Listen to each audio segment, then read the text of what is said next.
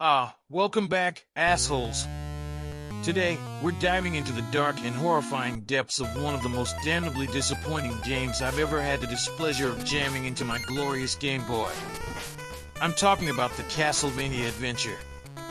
Oh, good grief, this stuff makes Dracula look like the friendly neighbor next door.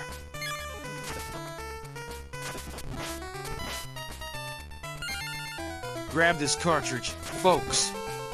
It looks like it was spat out straight from the jaws of hell. And believe me, you can't even imagine how much fun I had playing this masterpiece. Yes, I said that seriously, how much fun I had, tearing my hair out in frustration.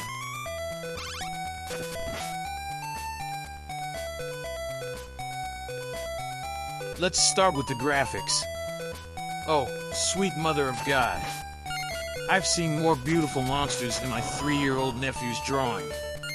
Our hero, Christopher Belmont, looks like he crawled out of a coffin and has such a disappointed expression that I wonder if he just realized he's trapped in this gaming nightmare.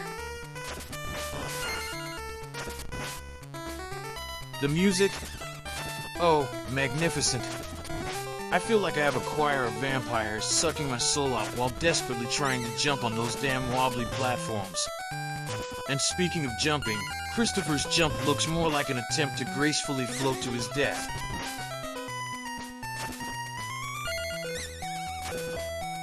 The difficulty of this game is like a hungry vampire in the dead of night, relentless and thirsty for your virtual blood.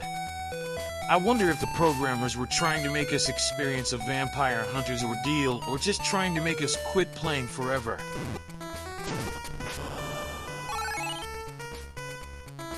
And now, the piece de resistance, the checkpoints.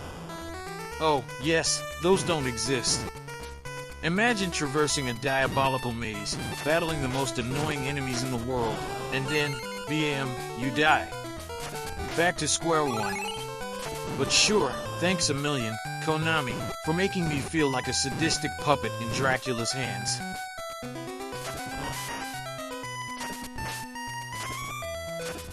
Let's talk about the plot. Oh, wait a minute, it seems they forgot to include one. We're vampire hunters, right? Okay, that's the extent of it. Epic storytelling.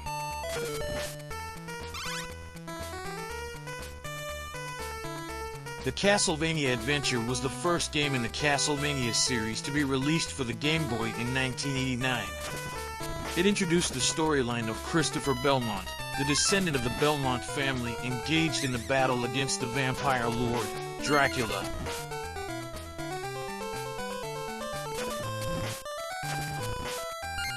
Due to the hardware limitations of the Game Boy, the game features relatively simple graphics and lacks details compared to its counterparts on more powerful consoles of that time.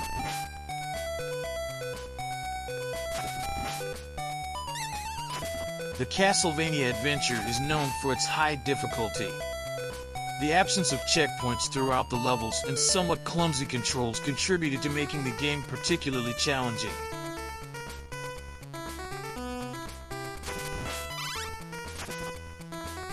Unlike some other titles in the Castlevania series, the Castlevania Adventure stands out for its simplicity in the plot.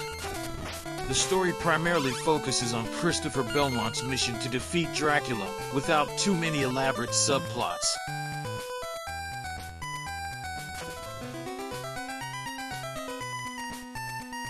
The main musical theme of the game, Vampire Killer, is an adapted version of the same track that appeared in previous Castlevania games.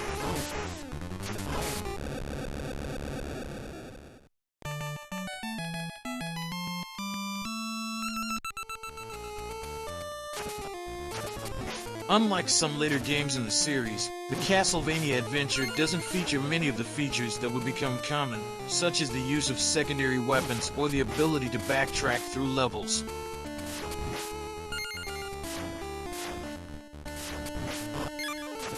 After the Castlevania Adventure, Christopher Belmont appeared in other games in the series, including Castlevania 2, Belmont's Revenge for Game Boy. In conclusion, the Castlevania Adventure for Game Boy is like a suicidal crusade against vampires, painful, bloody, and makes you wonder why the hell you're still playing. If you're looking for a challenge, okay, but if you're looking for a fun game, Run Like Dracula himself is after you. Until next time, time wasters.